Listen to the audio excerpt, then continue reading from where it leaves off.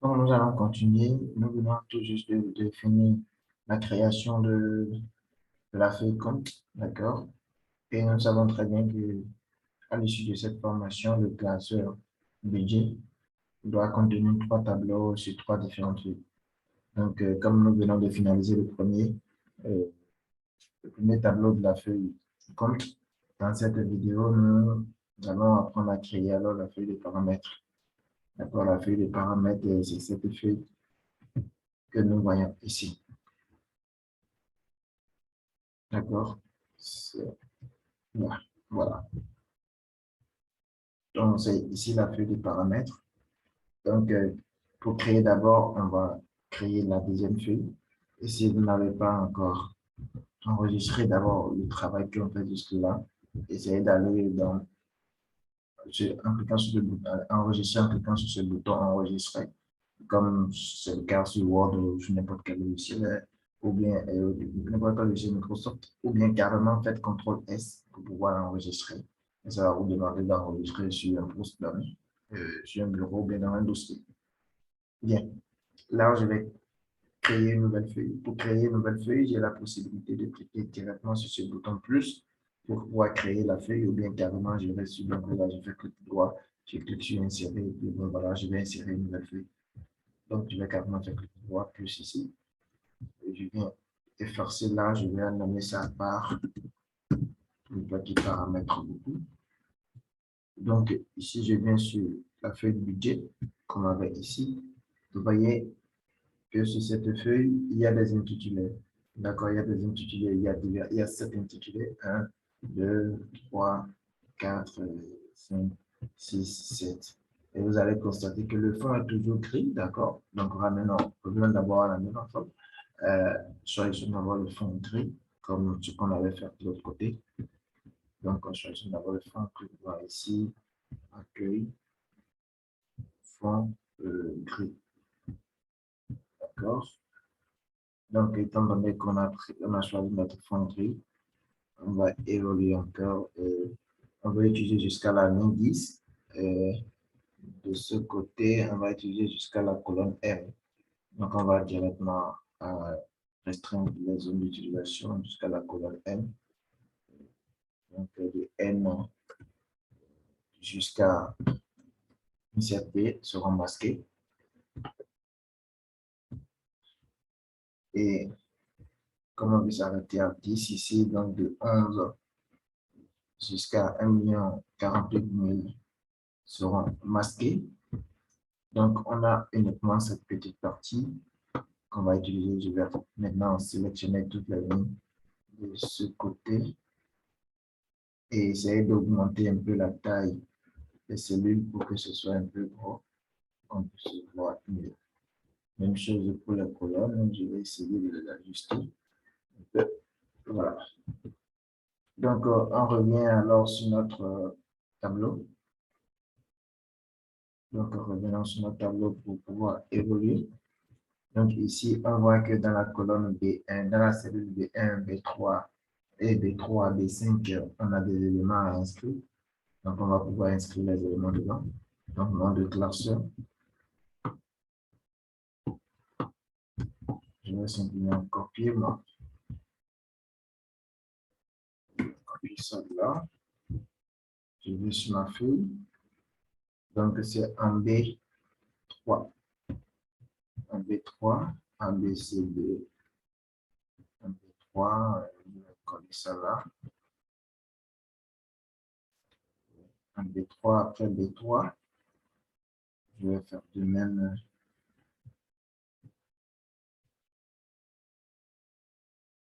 Pour ce qui reste, pour ne pas perdre du temps, je vais carrément copier tous. CTRL C et aller les coller de l'autre côté.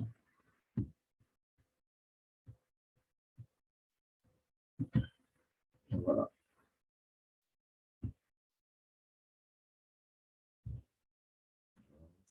Coller une. Donc, une fois que j'ai collé ces éléments-là, je peux maintenant venir dans la cellule C Dans la cellule D, j'essaie de mettre les mise en forme blanc-blanc qu'il me faut ici. Je sélectionne avec CTRL.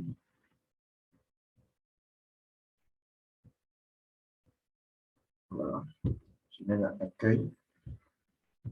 Je viens choisir fond blanc. Et j'essaie d'élargir un tout petit peu. Comme ça. Pour ces cellules, j'essaie de un peu et d'élargir un peu ici. Je sélectionne toute cette plage aussi que je viens à accueil. J'essaie de ramener ça au milieu, mettre en italique, augmenter un tout petit peu la taille. En haut ici, je n'oublie pas d'écrire paramètres.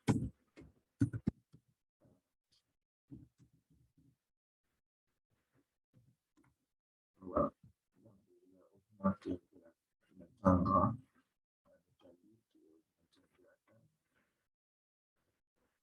Donc, une fois la taille un peu augmentée, bien voilà. Je vais carrément déplacer ça pour le bas. Pour déplacer une cellule, il faut venir seulement sur la cellule, utiliser le curseur de déplacement. Vous allez voir le curseur, ça va varier. Avant, c'était un plus, mais ici, c'est un truc comme une flèche là. Voilà.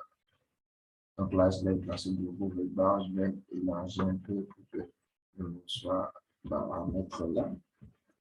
Je vais réduire un peu ceci pour avoir un truc qui ressemble un peu à ce qu'on a le côté. Donc après paramètres, après cette partie du paramètre, il faut créer un copier encore sur les dates ici qui vont être inscrites dans F5 jusqu'à F9. Donc, je viens ici, F5 jusqu'à F9.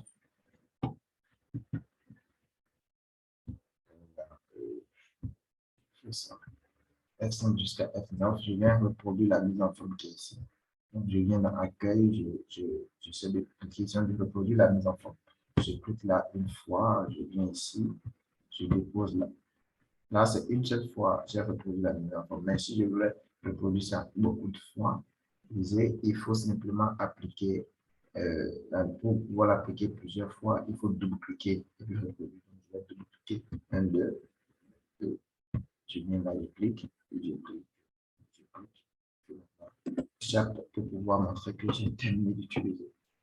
Donc, je vais encore élargir un peu. Et je vais CTRL C, ce qui est là, les mises en forme qui sont là, les déposer en H, CTRL V.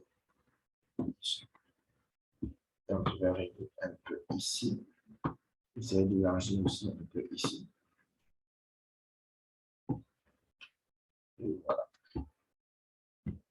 Donc, après cette partie, il me faut maintenant ajouter colonne et ajouter aussi référent toute cette mise en forme qui est ici. On a déjà fait la mise en forme de bordure couleur blanche. Donc, je vais copier simplement l'entête là que je vais déposer ici. Voilà. À la valeur, je vais les appliquer. Je vais serrer un peu ici. Vous écrivez alors de votre côté dans la cellule H3, numéro de colonne, dans la cellule J3, vous écrivez colonne, dans la cellule L3, vous écrivez alors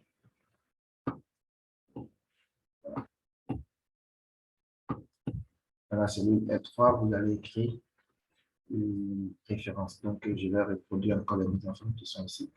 Et maintenant, je viens de dupliquer. Je tape ici, je tape là.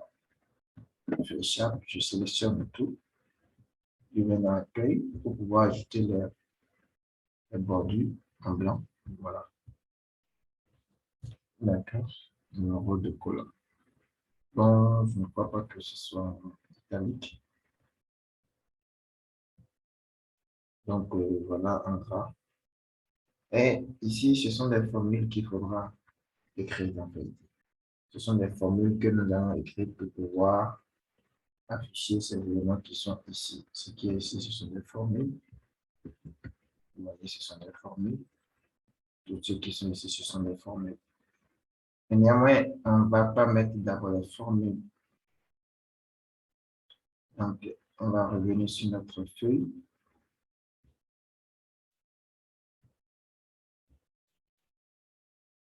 Jusque-là, tout va bien. Maintenant, nous savons que c'est dans les cellules qui sont blancs, un choc que la personne a la possibilité d'écrire. Donc, dans les autres cellules, en fait, elle n'aurait pas la possibilité d'écrire. D'accord? Il faut qu'on s'attende à cela. Elle n'aura pas la possibilité d'écrire.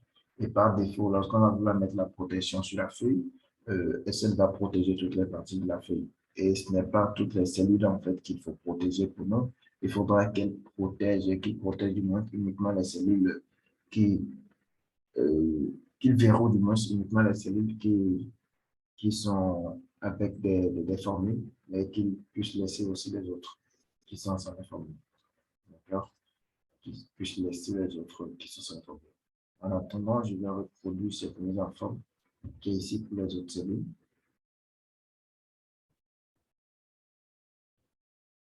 Parce qu'on en a besoin ici, ici, ici et ici. Pour reproduire la mise en forme comme ça, je vous l'ai dit, j'ai double-cliqué simplement sur le bouton de reproduction de mise en forme qui est ici. Quand vous double-cliquez, voilà, vous commencez par utiliser. Pour même savoir comment est-ce qu'il faut utiliser, tout est inscrit là, d'accord? Tout est inscrit là pour pouvoir double-cliquer et puis travailler simplement. D'accord. Maintenant, pour la formule qu'on aura ici, qu'est-ce que vous allez constater ici? Sur cette feuille de paramètres, qu'est-ce que l'individu a à faire? C'est à lui de mettre le nom de la feuille, de mettre ici le nom de la liste, de mettre ici le numéro de colonne et puis le numéro de la première ligne, le numéro de la dernière ligne, en fait.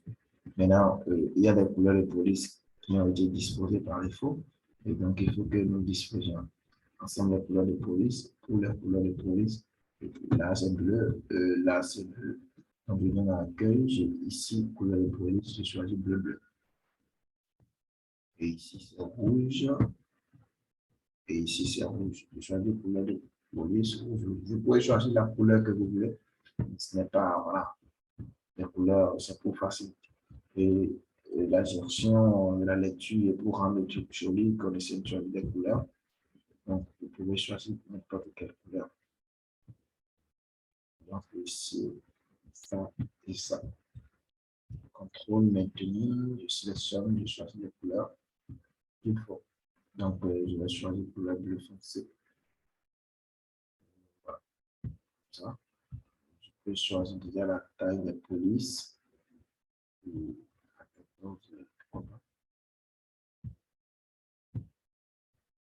Voilà, comme ça, c'est bon. Donc, essayons d'écrire par exemple une feuille ici, je vais voir.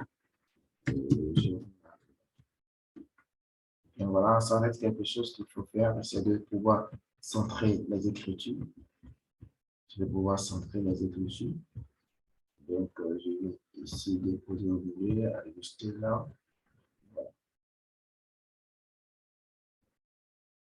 Comme ça, c'est bon. Voilà. Donc, quand on va vouloir écrire le nom de feuille, liste ici. Quand on va vouloir écrire le numéro 2, quand on va vouloir écrire 160, voilà, tout s'écrit exactement. Ici, les dates se trouvent dans quel numéro de colonne. Si j'avais ma feuille de journal qui sont ouvertes, la personne va simplement dire, bon, ça se trouve dans la première colonne, ça se trouve dans la deuxième colonne, dans la troisième colonne. Donc, c'est à l'individu de pouvoir indiquer. Donc, ici, par exemple, ça se trouve dans la première colonne, ici dans la deuxième colonne, ici dans la troisième colonne, la quatrième colonne. Voilà, pour les montants. Donc, je reviens ici, ça se trouve dans la première colonne, ici, ça se trouve dans la deuxième colonne, et ici, ça se trouve dans la quatrième colonne. Donc, c'est simplement ces informations que notre utilisateur aura à reproduire, d'accord, tout au long de son outil. Bon, voilà, s'il renseigne simplement ça, le fichier va se mettre à jour si effectivement le fichier existe. Donc, ce côté, il faut enregistrer d'abord ce qu'on est en train de faire avec un contrôle S, sinon vous allez tout perdre sans le savoir. Donc ici, maintenant, on veut trouver exactement le numéro de la colonne. On veut trouver la colonne qui correspond au numéro qu'il a mis. D'accord? On veut trouver exactement cette colonne que lui appelle colonne numéro 1.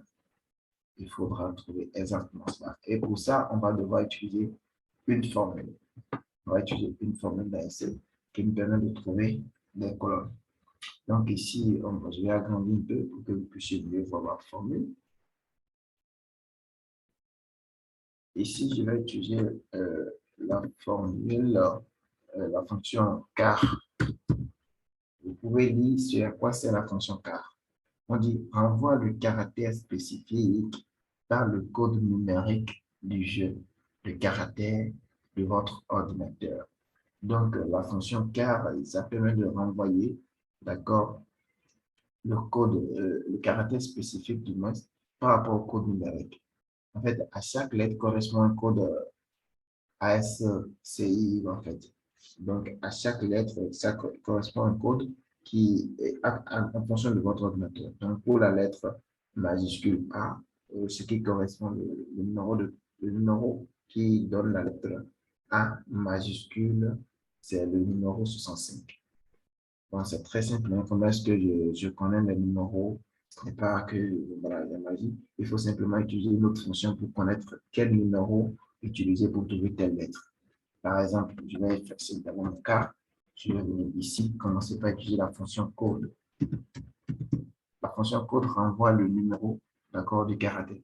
Donc, si vous voulez l'utiliser, vous savez, quand par exemple je vais mettre A, le fait que c'est des caractères, je mets, voilà, c'est des tests, il faut que je mette en crit. Quand vous êtes en train d'utiliser une fonction et que vous voulez mettre des tests dedans, il faut les mettre en crit. Sinon, ça va la considérer aussi comme une autre fonction et là, votre système va bugger. Je fais entrer. Vous avez vu, ça a mis 65. Si ce n'était pas A que j'ai inscrit et que c'était par exemple petit A, je fais entrer. Il me dit que c'est 97. D'accord? Donc, si nous savons que le grand A donne 65 et que le grand B donne 66 et que le grand C donne 67, et ainsi de suite. Pour trouver alors la lettre qui est ici, qu'est-ce qu'on fera? On fera alors égal car, entre parenthèses, de 64 plus le nombre qui se trouve ici. Exactement, pour trouver la lettre qui correspond. Donc, on va écrire dans la cellule J5 égale car 64 plus H5. D'accord? Plus H5 qui fait entrer. Voilà. Et là, automatiquement, je vais mettre je vais centrer. Puisque là, je vais centrer pour me faciliter la lecture. Je vais enlever l'italique et je vais centrer ça. Voilà. Donc, je vois que ici, ça m'a mis A. D'accord? Ça m'a mis A. Donc, quand je viens dans cette colonne ici, le but étant de trouver aussi le numéro de cette colonne, je vais mettre encore la même formule. Je vais copier et je vais coller ça ici. CTRL V. Et vous allez constater quoi? Dès que j'ai copié la formule ici et que je l'ai collée, directement, la formule s'est mise à jour. Vous pouvez me dire, mais voilà, vous avez copié la formule K égale 64 plus H5. Comment se fait-il que quand vous êtes venu coller ici, ça a H7? C'est évidemment parce que la cellule H5 que j'ai copiée est relative. Ce n'est pas vraiment la H5 figée. Donc, étant donné qu'il s'agit d'une cellule relative dans une fonction, dans une formule, voilà, lorsque je copie, ça va facilement se dupliquer. En fait, qu'est-ce qu'on appelle H5, qu'est-ce qu'on appelle relative ou bien absolue. Je vais vous montrer un petit exemple ici sur une autre feuille que je peux créer. Je viens par exemple ici. Je mets ici. J'écris les nombres, d'accord. 11, 33. Et ici, je mets par exemple A, B, C. Lorsque j'utilise par exemple cette cellule qui est ici, et que je dis que cette cellule qui est ici est égale à B3, je fais entrer. Vous avez vu, ça amène 12. Quand je vais utiliser la poignée de recopie, la poignée de recopie, c'est le coin droit de la cellule sélectionnée. Ici, il y a un plus et que je vais mettre un clic gauche tiré vers le bas. Vous allez constater que quoi? Il a intelligemment tiré vers le bas en disant que bon voilà, si ici est égal à B3, alors bon, tu es en train de me dire que je vais amener les données de B4. Au fur et à mesure que je défie vers le bas, la ligne s'ajoute de plus 1. C'est exactement ça. Lorsque je vais tirer vers le côté droit, ça va me prendre A. Ça me dit, mais voilà, tu m'as mis ici en B, j'ai fait un E, tu m'as dit que c'est B3 et que tu me tires vers le côté droit. Alors là, tu me dis de prendre alors C. C'est-à-dire, si dans cette cellule, alors, je n'avais pas laissé ça comme ça, j'avais figé cette cellule, j'avais rendu ça absolu. Et pour rendre ça absolu, c'est la touche F4, d'accord? F4 qui permet de rendre ça absolu avec des dollars, dollars, soit vous écrivez carrément dollar B, dollar D3. Vous vous rappelez de cette référence qu'on avait trouvée lorsqu'on était en train de vouloir montrer les liaisons entre les feuilles. Voilà, c'était ça. Cette référence est absolue, de sorte que même si je tirais vers n'importe où, elle va conserver cette même valeur. Mais si je tirais vers n'importe où, elle va conserver cette même valeur parce que je ne lui ai pas laissé la possibilité de modifier ni sa colonne, ni sa ligne. Maintenant, vous voyez, si j'ai effacé le dollar qui se trouve ici et que j'ai laissé le dollar à un seul endroit, c'est-à-dire derrière le B, et que je tirais vers le bas, il va modifier. Il va modifier parce que j'ai laissé le numéro 3 libre. Je ne l'ai pas forcé avec un dollar. Un dollar n'est pas venu le garder pour dire tu ne vas pas te changer. Donc là, il voit la possibilité de changer. Il va changer facilement le truc là lorsqu'il va se mettre dans une cellule. Mais le B, du fait qu'il y a un dollar derrière lui, je vais effacer tout ce qui est ici, du fait qu'il y a un dollar derrière lui et qu'on le tire n'importe où, lui ne peut pas modifier, il va se bloquer 12 parce qu'il y a un dollar derrière qui dit que toi, tu es figé, tu ne bouges pas. Voilà maintenant la différence entre les cellules figées et les cellules libres. Et c'est là où on parlera alors de cellules semi figées ou de mixtes. Voilà. Donc, je vais supprimer cette feuille pour ne pas regarder ce que nous sommes en train de faire. Donc, je reviens ici. Donc, c'est parce que les cellules qui sont ici, les références ne sont pas figées, ce sont des références relatives. C'est pourquoi, quand j'ai copié vers le bas, ça a directement pris ça en compte et puis, bon, voilà, ça a tenu compte directement. Maintenant, nous allons évoluer par rapport à ce qui est ici la référence de place de notre bloc.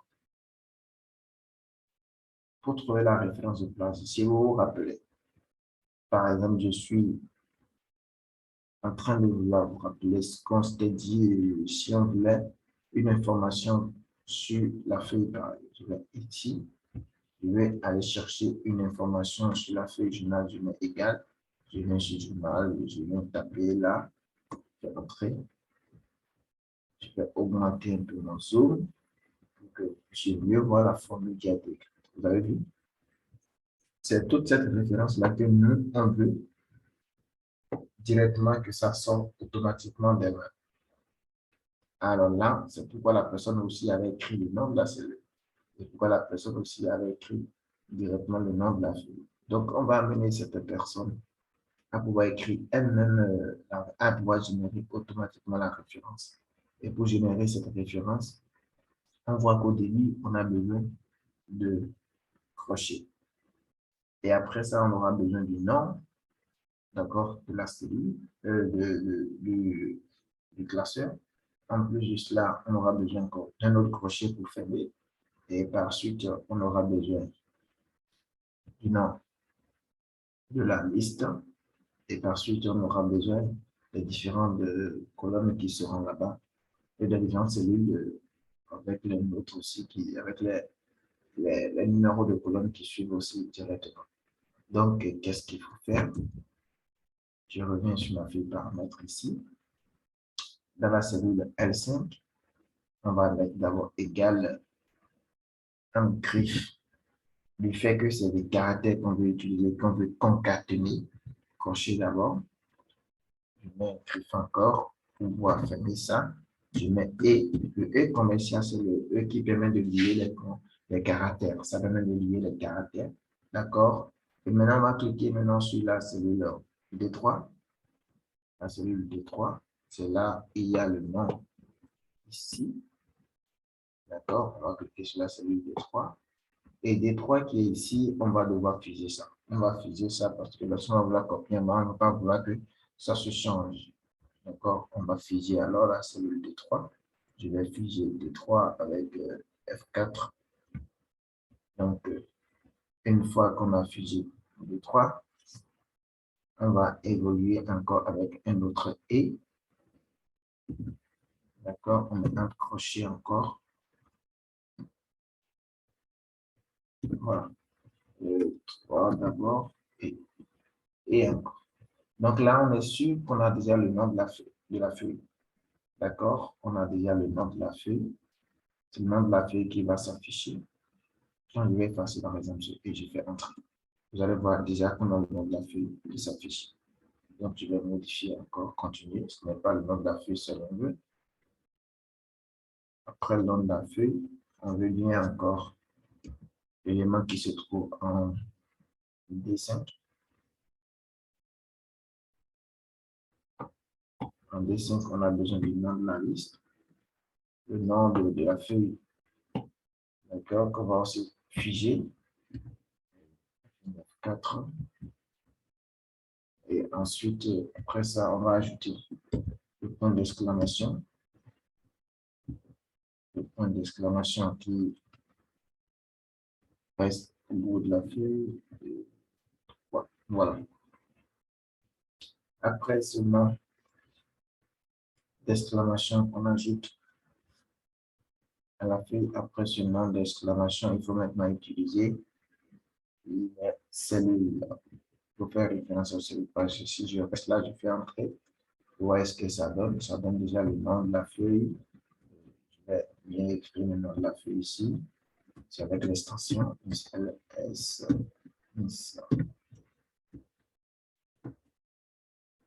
Donc, on peut très bien voir que le nom de la feuille se met à jour. La référence commence très bien.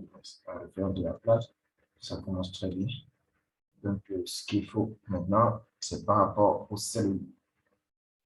C'est les cellules qu'on va utiliser pour mieux définir. Donc, on vient ici, on lui met encore et on vient cliquer maintenant dans ce qu'il y a dans J5. D'accord? On clique dans ce qu'il y a dans J5. Puis, on va encore. Donc, on a déjà pris la lettre. On vient maintenant cliquer sur l'élément qui se trouve dans D7. Parce qu'il faut prendre le numéro de la première ligne. D'accord? Et D7 aussi qu'on va devoir figer. N4. On va devoir figer 2 et on va ajouter et 2 points. 2 points, ça va se trouver en griffe. 2 points, on met encore et on va utiliser maintenant la dernière ligne. Voilà. On va aussi figer F4.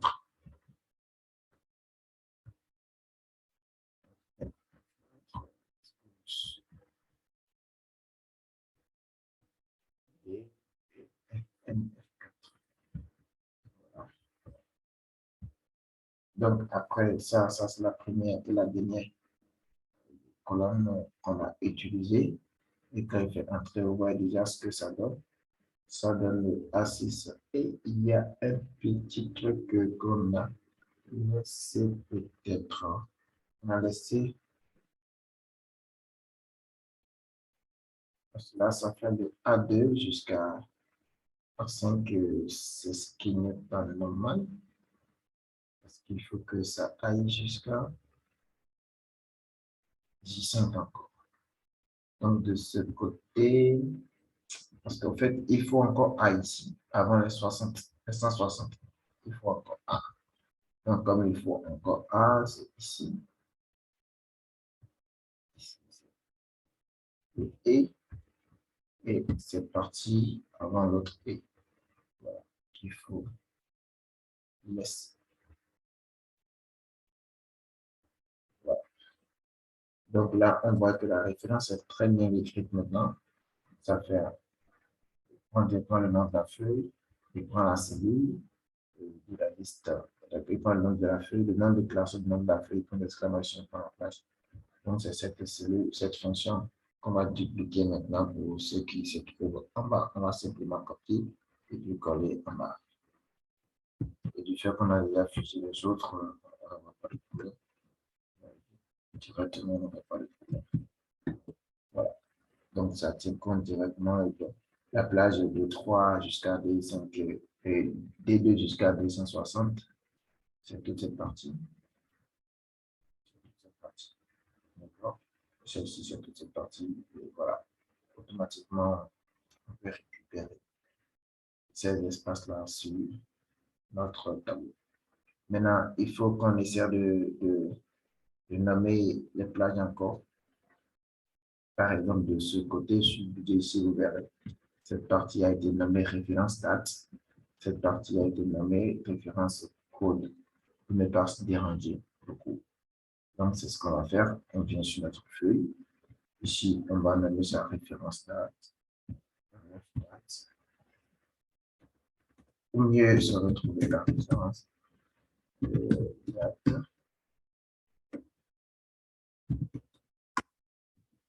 Cette partie, on va nommer sa référence code. Code.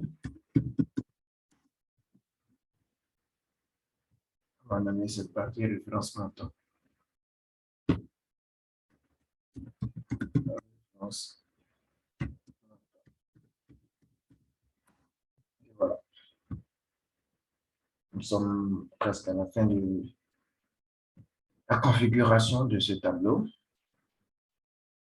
sommes presque à la fin. Donc, on a mis les bons noms qu'on va facilement utiliser lorsqu'on serait dans la feuille de l'autre côté. Là, il y a un peu cette partie. Ici.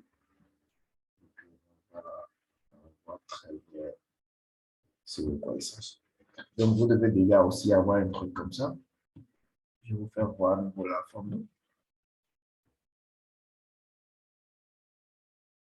C'est simplement griffe, crochet, griffe et $D, $3 et vous faites crochet, on griffe toujours parce que c'est le caractère, vous mettez et, vous faites appel au nom de la liste, d'accord, et vous mettez un crochet et point d'exclamation sur un griffe, vous demandez alors la plage de cellule, ça va prendre, ça va être A2, le point à 160, d'accord, et pour ceux-ci, ce serait B2, B160.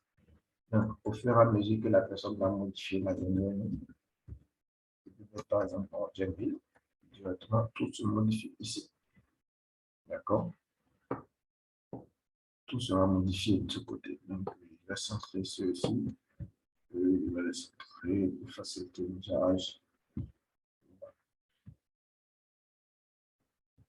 Donc, s'il dit que non, la première colonne, c'est 10. La première ligne du moins, c'est 10. Directement, ça commence. S'il dit non, ça se trouve dans la première. Ici, c'est 4, que ici, c'est dans la cinquième colonne que ça se trouve, et puis c'est dans la dixième colonne que je trouve les montants. Parce que ça dépend de quelle base de données il va vous amener, en fait. Vous ne savez pas dans quel sens, peut-être que dans leur base à eux, il y a des références, il y a beaucoup de choses qui font que les numéros diffèrent de position, en termes de position. Donc, c'est pour laisser cette facilité à la personne que nous avons configuré la feuille comme ça.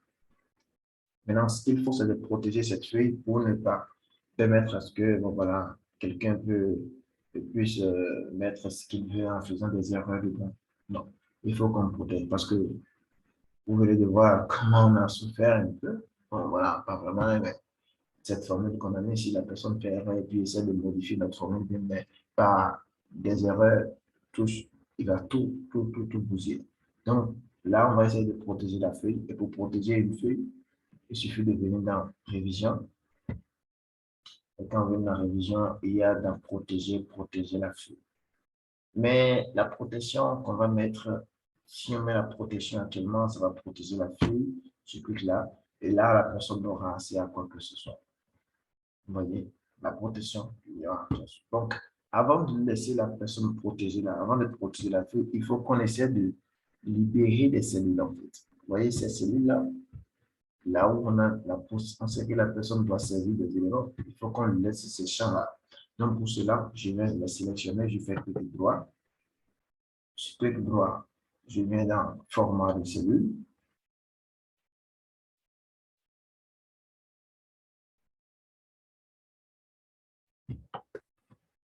Format de cellule, et une fois dans format de cellule, je vais déverrouiller ces cellules. Parce que quoi? Dans la protection, je vais déverrouiller. Parce que quoi? Par défaut, toutes les cellules des cellules sont verrouillées. On dit que le verrouillage ou le masquage des formules sont sans effet si la feuille n'est pas protégée. Et il faut qu'on aille protéger la feuille, d'accord? Donc, là, je vais déverrouiller, d'accord? Parce que par défaut, tout est verrouillé. Si je mets la protection, tout sera bloqué. Mais comme je ne veux pas que tout soit bloqué, il faut que je déverrouille les cellules qui ne doivent pas être bloquées. Donc, je vais OK. Donc là, je viens de déverrouiller ces cellules-là. Donc maintenant, il faut verrouiller la feuille maintenant. Donc, il faut une révision. Je viens protéger. Et il me dit maintenant, je vais protéger ma feuille. Je dis oui, je vais protéger. Il me dit, bon voilà, est-ce que je vais protéger avec un mot de passe ou bien sans un mot de passe? Si je protège sans mot de passe, la personne va ôter mon mot de passe et va ôter simplement la protection si elle veut modifier mon fichier. Mais là, je vais mettre un mot de passe. Ouais. Mais en protégeant la feuille, je peux autoriser certaines actions. Voilà. Autoriser tous les utilisateurs de cette feuille à sélectionner les cellules verrouillées. Non. Par défaut, toutes les cellules sont verrouillées. Donc, quand je vais dire de ne pas sélectionner les cellules qui sont verrouillées, c'est que j'empêche de sélectionner les autres parties. Et c'est ce que je veux. De sélectionner les cellules déverrouillées, oui, je veux qu'elle puisse sélectionner les cellules déverrouillées. Parce que la personne qui l'utilise va pouvoir enseigner les éléments dans les parties blanches qu'on a laissées. Donc, voilà. Je pourrais laisser d'autres options, mais il n'y a pas besoin de les laisser. Donc, je vais mettre un mot de passe. D'accord? Je vais mettre un mot de passe pour pouvoir protéger ma feuille. Lorsque vous allez oublier votre mot de passe, ben, normalement c'est fini, hein, mais avec des astuces, vous pouvez débloquer, voilà, ôter la protection. Donc, pour quelqu'un qui maîtrise très bien celle à un niveau vraiment très avancé, plus que celle, il va facilement ôter voilà, votre mot de passe. Donc, on voit qu'on n'a plus accès à d'autres parties. On ne peut que bouger dans les cellules. Vous voyez, quand je me déplace, je ne peux que bouger dans les cellules qui sont libres. Les autres cellules, je ne peux pas. Voilà. Là, je ne peux pas. Là, je ne peux pas. Donc, voilà, on a fini de créer notre feuille paramètres. Pour créer cette feuille, on a fait la mise en forme, on a changé la couleur de fond. De remplissage, en couleur grise, on a choisi les couleurs pour les cellules où on va écrire en blanc. On a fait une reproduction de mise en forme. On a vu des mises en forme ici qu'on a essayé de reproduire en venant dans Accueil et on a cliqué sur Reproduire mise en forme. Et quand on a voulu répéter plusieurs fois la mise en forme, on a double-cliqué 2 fois avant de pouvoir le faire. Et ici, on a pu insérer aussi des couleurs de police dans la mise en forme, des bordures de couleur blanc. On a aussi utilisé. Et pour ce qui concerne les formules, on a utilisé 2 différentes formules ici. Mais avant ça, on a étudié une première formule qui est code, qui nous permet de sortir, d'accord, le numéro d'un caractère. Et on a dû utiliser la formule card pour pouvoir trouver le caractère qui correspond à un numéro. Ici, on a utilisé 2 formules. On a utilisé une formule, voilà, c'est un calcul qu'on a effectué, mais on a utilisé le concaténateur, le et, d'accord, le et qui permet de joindre les caractères et de joindre les cellules, de faire des combinaisons possibles.